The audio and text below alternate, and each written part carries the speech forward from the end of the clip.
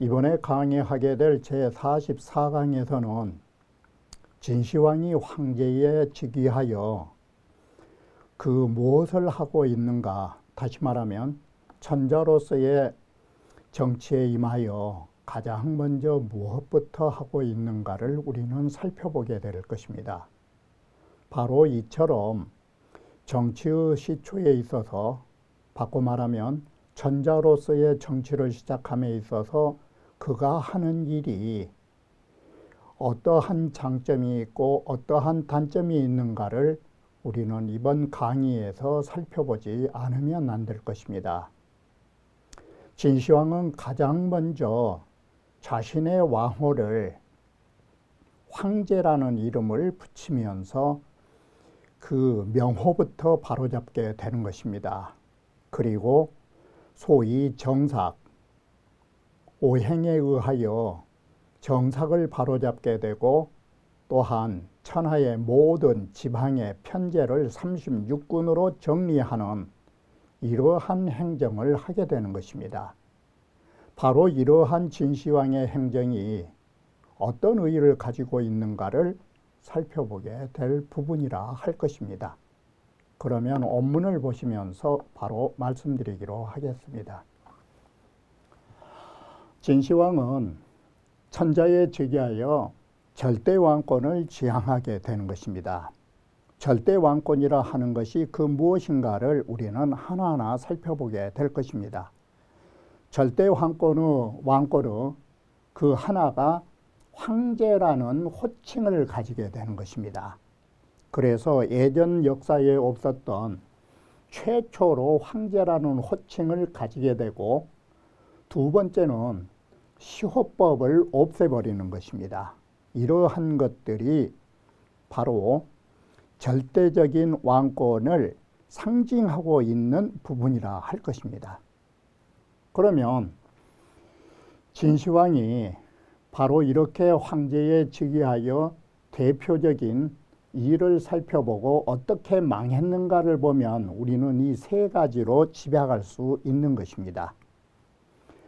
진시황은 33년에 만리장성을 쌓음으로 해서 수많은 백성들을 죽음의 구렁텅이로 몰아넣었다라는 것, 그리고 시설을 불태웠다라는 것이 그 유명한 분서갱유를 말해주는 것입니다.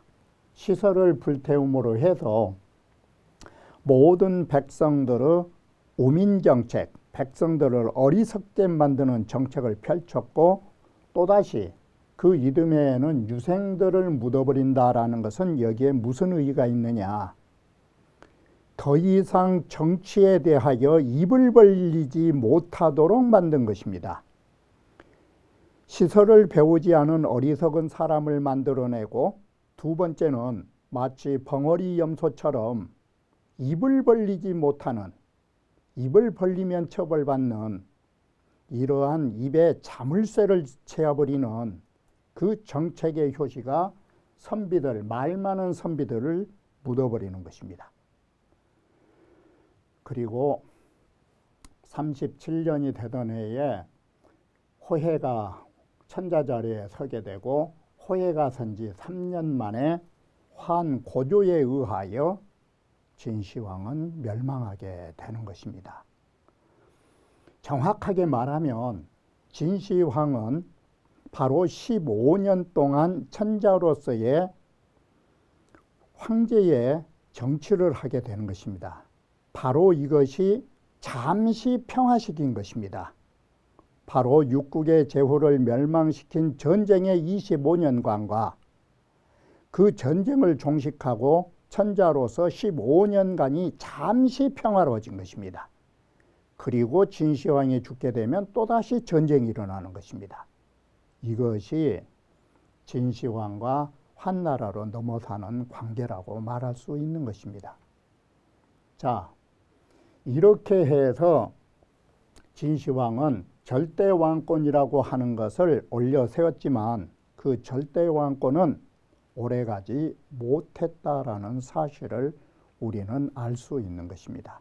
그러면 하나하나를 다시 짚어보기로 하겠습니다. 자, 진시황이 처음 천하를 탐병함에 이 말은 천하를 통일함에 있어서 스스로 뭐라 자기가 생각했느냐 그리고 말했느냐 덕겸사망하고 나의 덕은 사망을 겸하였고 나의 공로로 말할라 치면 오제보다도 뛰어나다 진할과자 라고 하여 여기에 글자 황자와 제자를 합성해서 바로 이에 왕이라는 호칭을 변경하여 황제라는 이름을 쓰게 된 것입니다. 그리고 왕명으로 내린 것은 제라 하고 명령을 내린 것은 조칙 조자를 쓰게 된 것입니다. 바로 이와 같은 절대 왕권을 호칭하는 이 황제는 진시황이 만들었고 이것은 봉건 체제가 무너지는 근대 사회까지도 황제라는 호칭은 변한 적이 없는 것입니다. 그리고 제니 조칙이니 이러한 용어들은 중국의 청나라의 왕조가 멸망할 때까지 변한 적이 없는 것입니다. 이렇게 보면 진시황의 절대 왕권은 역대 모든 제왕들의 기호에 맞는 것입니다. 진시황이 잘못되었다라고 정치를 했다라고 비난하면서도 진시황이 불렀던 황제를 변해본 적이 없고 진시황이 말하는 제니 존이를 바꿔본 적이 없는 것입니다. 바로 이와 같이 보면 진시황이 절대 왕권을 제창한 이것이 후대의 모든 제왕들에게까지도 인습되었다라는 것을 볼 수 있는 것입니다. 자, 삼항오제에 관해서 살펴보면 이게 양설이 있는데 복희신롱 황제를 삼항으로 잡고 소호, 전후, 고신, 당요, 우순을 오제로 삼는데 또 다른 일설에서는 복희신롱 수인시까지를 삼항으로 잡고 황제 전옥, 제곡, 당요, 우순까지를 바로 오제로 삼는 설도 있는 것입니다. 그리고 두 번째로 왕권을 위하여 오늘 이후로부터 이 오늘이라는 것은 진나라가 통일하여 황제에 즉위한 이후로부터는 시호법을 제거한다. 자, 그러면 시호법이 뭐냐? 제왈, 이것이 앞에서 말한 제왈이에요. 나 왕명으로 말한다 이 소리예요.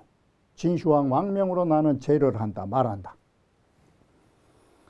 자, 명할 제니까 나는 왕명으로 명하노라 라는 말과 같은 것이에요. 제왈 이 소리가. 나는 왕명으로 말한다. 사이 이행으로 위시는 제왕이 죽었을 때 그 사람의 생전의 행동을 가지고 시호를 짓는다라는 것은 한마디로 이건 자식이 애비의 일을 말하고 신하가 임금의 일을 말한 격이다. 다시 말하면 아랫사람이 윗사람을 평가한다라는 것이에요. 심위라 매우 말이 되지 않는다. 이렇게 해서 시호법을 없앤 것입니다. 그러면 시호법이 뭐냐? 시호법은 주공이 진 것입니다. 주공이 시법을 지어가지고 어떻게 했느냐? 연행지 미약하야 이 입시하나니 그 사람이 살아생전의 행적의 잘잘못을 인연하여 바로 시호를 붙이는 것이다. 예컨대 유왕과 여왕과 같은 좋지 않은 임금의 경우 한 번 유왕과 여왕이라는 시호가 딱 붙어버리면 수효자 자손이라도 아무리 그 아들이 효성을 하고 할아버지를 사랑하는 손자가 있을지라도 이건 100세에 부른 게 아니라 이건 절대 고칠 수 없는 좋지 못한 이름을 달고 살아야 된다. 그런데 금진제지는 오늘날 진나라가 이런 시호법을 없앴다라는 것은 뭐냐? 이걸 겁낸 것이다. 진시황이. 후인이 가기이약시하라 후세 사람들이 자기에게 진시황에게 악시 좋지 못한 시호로서 더할 가자는 붙일까? 나한테 좋지 못한 시호를 붙일까? 그게 두려운 데서 비롯되었다라고 말한 것입니다. 그래서 시호를 없애고 어떻게 했느냐? 지임으로부터 시황제가 된다. 이 시자에가 뭔 말이 되냐면 나는 제1의 황제다라는 말이 되는 것입니다.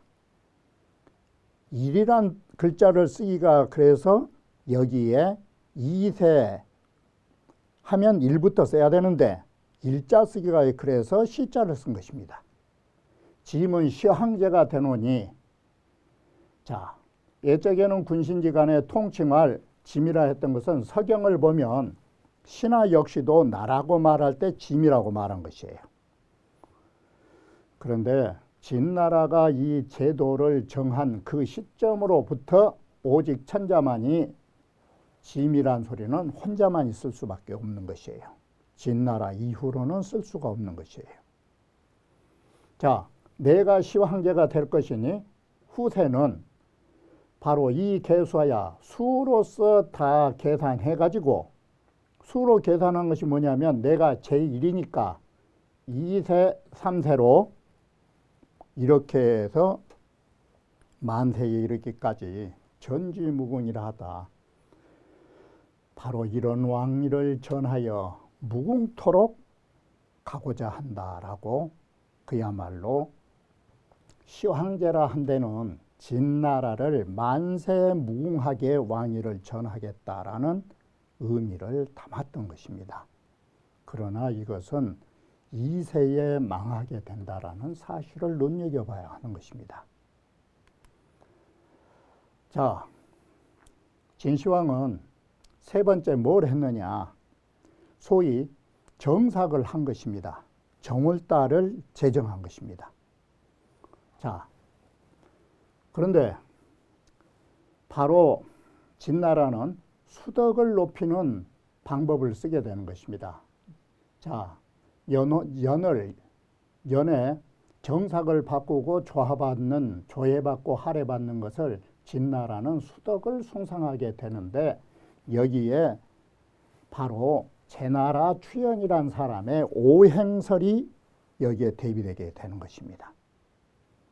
자, 예전 옛적에 초에 제 제나라 위선지시에 맹자당 시점에 추연이라는 사람이 논저 종시 오덕지운이러니 바로 오덕이라고 하는 것이 뭔 말이냐면 금목수화토, 다시 말하면 오행. 이 오행의 운행이 끝나고 시작된다라는 오행의 순환법을 논저를 했어요. 지었어요. 바로 오행설로서 왕운이 돌아가고 돌아간다라는 걸 말한 것이에요. 그런데 진시황이 이렇게 천하를 통일함에 미쳐서 어땠느냐? 제인이 주지란 말은 뭔 말이냐면 제나라 사람이 추현의 오행설을 아뢰었다라는 것이에요. 그래서 일적에 시황이 채용기사라야 진시황이 그 기자 추현의 오행설을 채택해서 사용하게 되는 것이에요. 그래가지고 자, 이위 주득하덕하니 써 주나라는 화덕을 얻었다라고 하니 그래서 주나라는 화덕을 숭상했기 때문에 불을 숭상하기 때문에 색깔도 모두 주나라 재물이라든지 소를 잡을 때도 붉은색을 쓴 거예요. 깃발도 붉은 것하고. 자, 그렇다면 주나라가 불이면 우리 진나라는 주나라를 대신함에 있어서 종서불승이라 하여 이길 수 없는 바를 따른다라는 이 말이 뭔 말이냐면 자, 불이라면 불이 이기지 못한 게 뭐냐? 이게 거꾸로 말하면 이것은 수국하예요. 불이 이기지 못한 것은 물이에요. 바로 불이 이길 수 없는 물을 따라야 된다라고 해가지고 수덕을 삼는 것이에요. 자, 추연이 뭐랬는 거는 말하기를 주나라는 화덕을 얻었다. 그래서 왜 화덕을 얻었느냐? 그때 당시 무왕 당시 이 화류왕옥으로 화는 이게 별 이름이에요. 시경에서 나오는 7월 유화라고 이게 심성이에요. 마음심자. 심성 별 성자. 이 심성인데 이 화성이라는 이 불이 왕의 궁전으로 흘러서 그쪽으로 내려왔다라는 거예요. 그래서 이걸 가지고 주나라가 수명, 1000명을 받은 일종의 부절로 삼는 것이에요. 그런 삼았고, 자, 복색이 상적고야라. 또한 주나라는 복색이라든지 깃발이라든지 재물이라든지 다 붉은색을 숭상하기 때문이다. 자, 취 연지설하여 이 종식한데 취연의 말에 나아가서 종시로 살펴본다면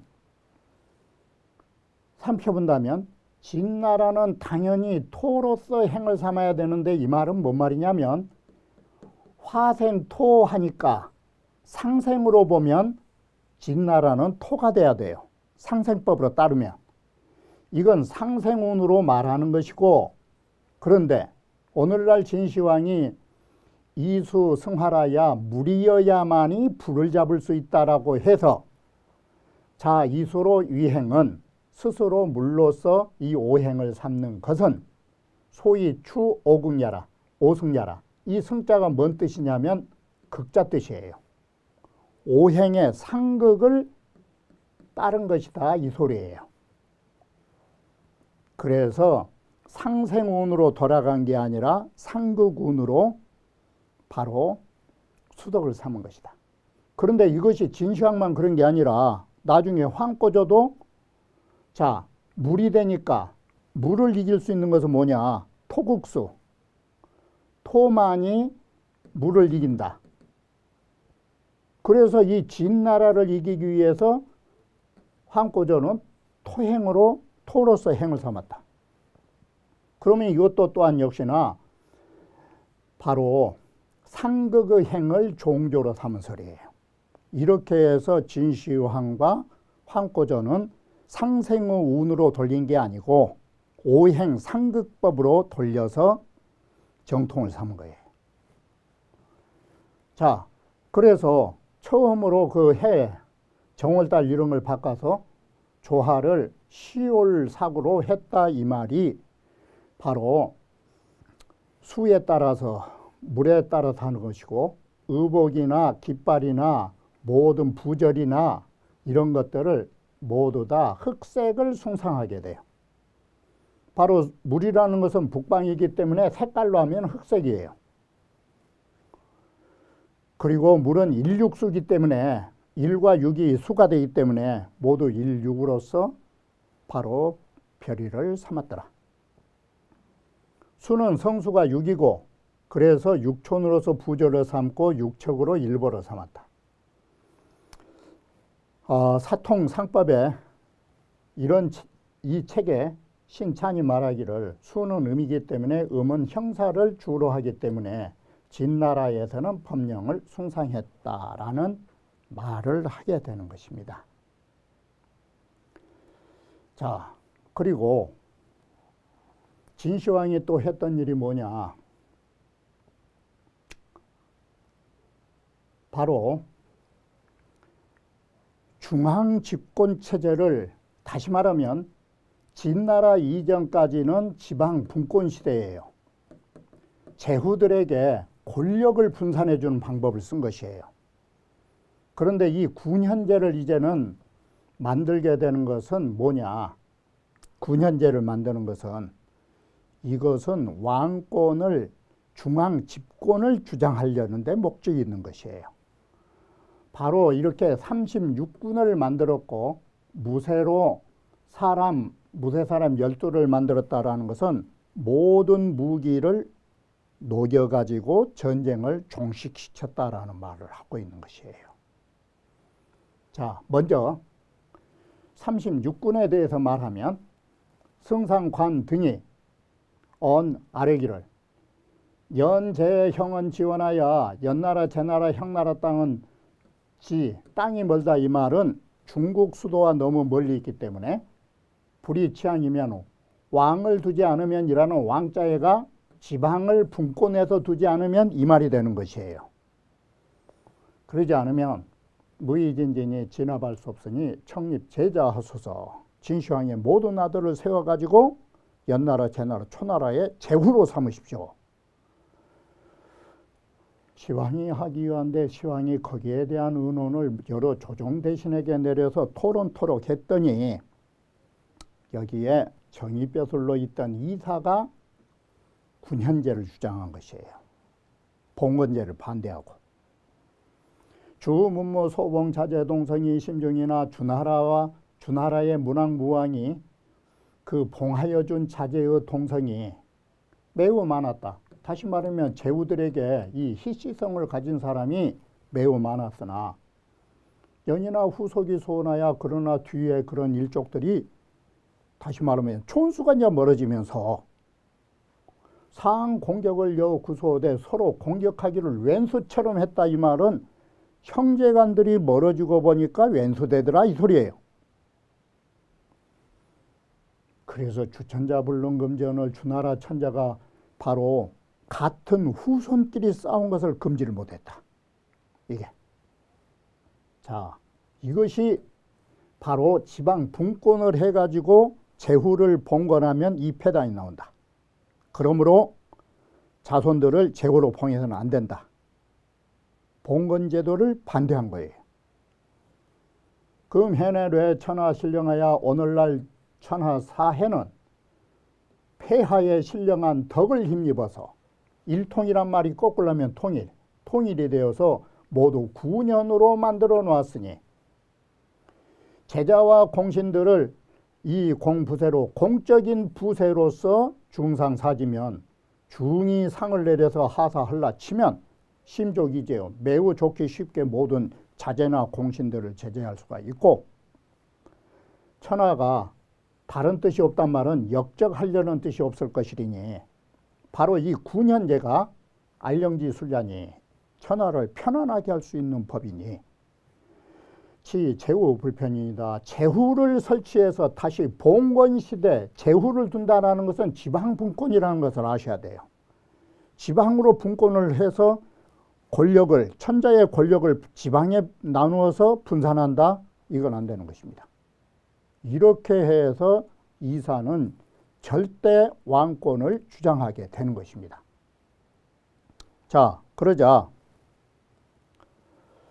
시황은 천하 공고 전투부로 난 천하가 함께 전쟁이 쉬지 않는데 다시 말하면 전쟁이 멈추지 않는데 모두 고생했던 그 이유는 전국시대에 그 몇십 년 동안 전쟁이 일어났던 것은 이유후왕이런 이놈의 제후들 때문에 그랬다. 한마디로 말하면 이 봉건제도가 이런 폐단 전쟁을 야기시킨 것이라고 본 거예요.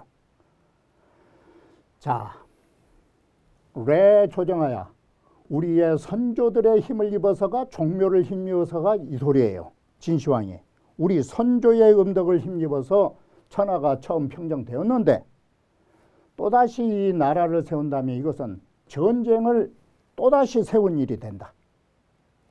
그러면서 그 편안하기를 구한다라는 것은 어찌 어려운 일이 아니겠느냐라고 말하게 되는 것입니다.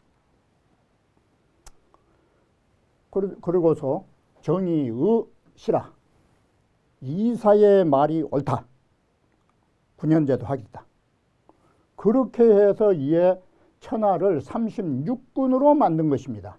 천하를 나누어서 36군으로 만들어 거기에다가 군에는 군수를 둔 거예요. 군에는 수를 두고 이래서 군을 맡을 사람을 두고 거기에 보조로는 위를 두고 위라는 것은 이 군수를 보좌하는 것을 맡기는 것이에요. 여기에는 위라는 것은 무엇을 하냐면 전무직 갑절이라 바로 무의 직책으로서 병사들을 맡는 것이에요. 그러니까 군수 밑에는 무가 있고 또 하나는 문이 있어요. 감이란 건 어사인데 이것은 군을 감독하는 것을 맡기는 거예요. 이렇게 해서 양분한 거예요. 그리고 처수 천하병하야 천하의 모든 무기를 거두어다가 함양 땅으로 가져와 가지고 소, 이위, 종고, 금인, 십이하니 그걸 녹여서 뭘 했느냐? 세 가지를 했어요. 종을 만들고 크게 보면 종틀인데 나눠보면 두 가지. 바로 이 크게 보면 종과 종틀이에요. 그리고 거라는 것은 종을 다는 틀이니까 금인 12개를 만들었어요. 바로 이 금인이라고 하는 것이 24만 근이 한 사람인데 이것이 몇 년간을 지탱하느냐. 5호 16구까지 전해져요. 이게 한번 만들어져 가지고 동타기는 10개를 녹여서 돈을 만들었었고 훗날 더 뒤에는 이것을 다시 5호 16구까지 부경까지 내려간 것입니다. 12개를 만들으니 그 무게는 각기 1000석이 되었다. 이걸 궁전 중에다가 설치를 했어요. 이걸 후한서에 의하면 동인옹종이라, 동인옹종이라는 옹중이라는 표현을 썼어요. 그러니 그게 다름이 아니라 금인의 이름을 늙은이 용자 가운데 중자 바로 중홍이라 말했더라. 자, 이 보조를 보면 진시황제 26년에 뭔 일이 있었냐면 26년이라고 하는 것은 진시황이 천하를 통일한 바로 그 다음 해예요. 천하를 통일한 해예요. 그 해에 대인이 길이가 5장이고 발이 6척이나 되는 사람이 모두 오랑캐의 옷을 입고서 이적복으로 나왔는데 12사람이 임조 땅에 몸을 나타내기에 이르는 것이에요. 이것은 말은 안 했어요. 글 쓴 사람이 이런 거예요. 왜 그러면 이런 큰 사람이 나왔느냐. 이건 하늘의 경계로 이런 말을 전해준 것 같더라. 그래서 하늘의 경계가 이런 말과 같다 해서 야괄이라고 쓴 거예요. 실제로 들은 적도 없고 이것은 어디까지나 유추예요. 왜 이런 사람이 나왔을까? 이건 하늘의 경계였다. 물대의 이적지행하여 크게 이적의 행위를 하여 장차 그 화를 받지 말도록 하라라는 경계와 같았다라는 거예요. 왜 그러느냐? 이적의 옷을 입었다라는 게 이게 무슨 의미일까? 이적의 옷이라고 하는 것이 상서일 수 있을까? 여기에 초점을 맞춘 거예요. 이적이 나타났다라는 것은 상서가 아니라 경계로 왔다 이 소리예요. 그러면 경계는 뭘까? 이적의 행위를 해서 화를 받지 말도록 하라라는 경계라고 유추한 거예요. 바로 이해의 진시황은 처음 육국을 통일하고서 도리어 이런 경계인 줄 모르고 도리어 반갑게 이걸 상서라 생각하면서 천하의 병기를 모두 녹여서 금인 12개를 만들어서 그 대인을 상징하게 이르렀더라라고 말한 것입니다.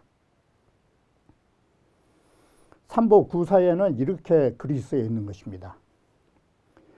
취 천하병기하여 천하의 모든 무기를 모아다가 동인 12를 만들어 놓으니 각 중이 24만 근이라. 각기 하나의 무게가 24만 근이었다.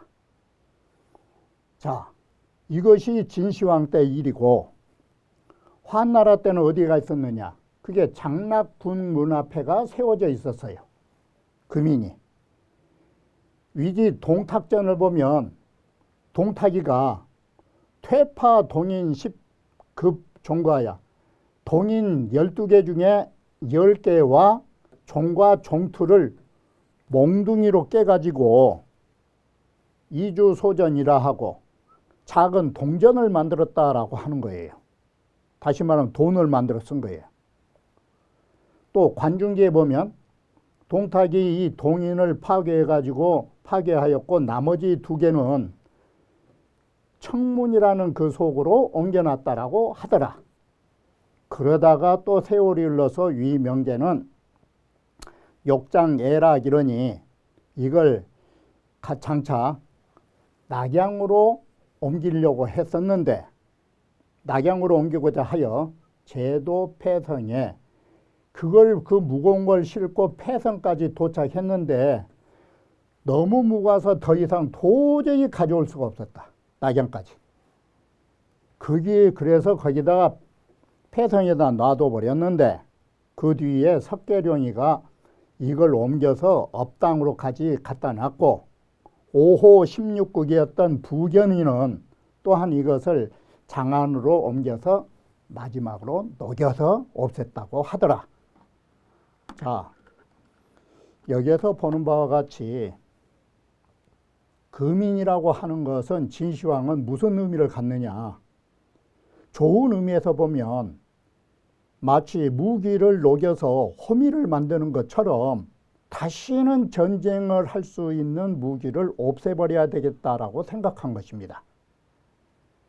내 생전에는 다시는 전쟁을 일으키지 않겠다라는 그러한 일도 잘한 일이지만 나라를 다스리는 데에는 전쟁을 좋아해서도 안 되지만 전쟁에 대한 대비를 하지 않으면 안 되는 것입니다. 바로 전쟁 대비를 하지 않았다라는 측면에서 보면 훗날 흉노를 막는 데에도 문제가 없지 않았던 것입니다. 안으로의 전쟁을 걱정해서 모든 무기를 파괴해버린 일은 평화를 지향하는 일이니까 옳은 일이라 할 수 있겠지만 그것이 중국 천하만이 아니라 흉노라는 적이 있는 상황에서 무기를 파괴했다라는 거, 이건 결코 옳은 일이라고 볼 수 없었던 것입니다. 그러므로 우리의 결론은 전쟁을 좋아해도 화근이고 전쟁에 대비가 없는 것 역시도 화근이라 말할 수 있는 것입니다. 그러면 이번 강의는 여기에서 끝마치기로 하겠습니다.